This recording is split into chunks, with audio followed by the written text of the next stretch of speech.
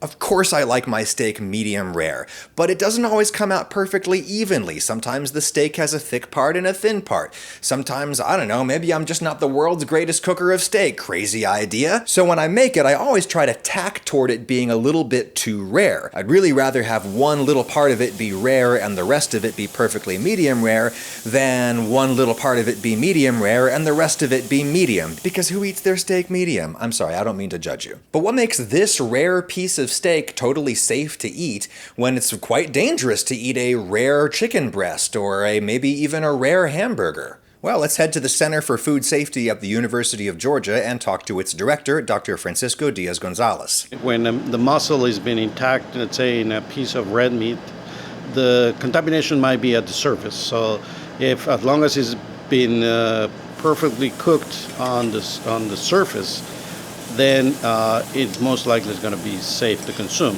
And if you want to understand why that's the case, you gotta think through some kind of gruesome stuff. A lot of the bugs in beef that can make you sick, like E. coli, they don't really live in the muscle itself. They live in, let's just say, the animal's digestive system. You could also have other pathogenic bacteria, such as salmonella, that could also be carried by cattle in their intestinal tract, and eventually when the animal is slaughtered, the carcass could get contaminated, and it could still be in the surface, but if you cook it well, then you won't have any problems. That's why the equation with ground beef is totally different. The outside part of the meat that might have been exposed to those gut germs in the slaughterhouse has been mixed in with all of the other parts of the meat. The outside is on the inside. Salmonella and E. coli can be particularly heat resistant, so that's why the expert advice is to cook ground beef to 160 degrees Fahrenheit. That's a lot. Now what about chicken? You're supposed to cook chicken all the way through to 165 degrees Fahrenheit, regardless of whether it's ground or in a whole piece or in a whole bird. What gives? Chicken there's plenty of evidence in the scientific literature that pathogenic bacteria can be internalized inside of the chicken pieces, so you should not compromise on eating a half-cooked piece of chicken, because that's the possibility you will find organisms such as Campylobacter or Salmonella that they're still alive and may still make you sick. All right, 165 for poultry. How about fish? It varies from species to species, but in the case of fish, we're eating a lot of sushi right now.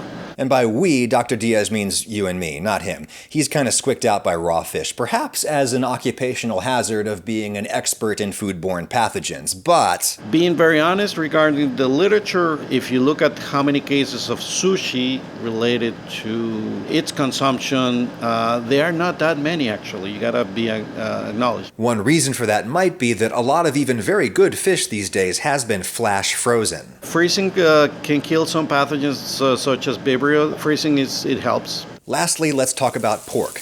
The United States Department of Agriculture used to recommend cooking whole cuts of pork to 160 degrees Fahrenheit. This was guidance that basically every competent cook ignored. And indeed, in 2011, the feds relaxed a little bit and said that 145 degrees is just fine, as long as you let it rest for a couple of minutes to let the internal temperature go up a little bit, which is a good thing to do anyway. And 145 post-rest is going to look like this. Slightly pink pork. Very tasty. The old, more conservative guidance was based in part on fear of trichinosis, a really terrible parasitic disease. But thanks in part to improved practices from the pork industry, cases of trichinosis are way down in the United States, and most people who get it here seem to get it these days from wild game. That said, bacteria like salmonella can still be an issue with pork, mostly on the outside of the muscle for the same reasons as beef. So pink pork chops are just fine, but pink sausage is a bad idea. You know, I think it's totally impossible to write cooking show copy that doesn't inspire certain people to make immature jokes.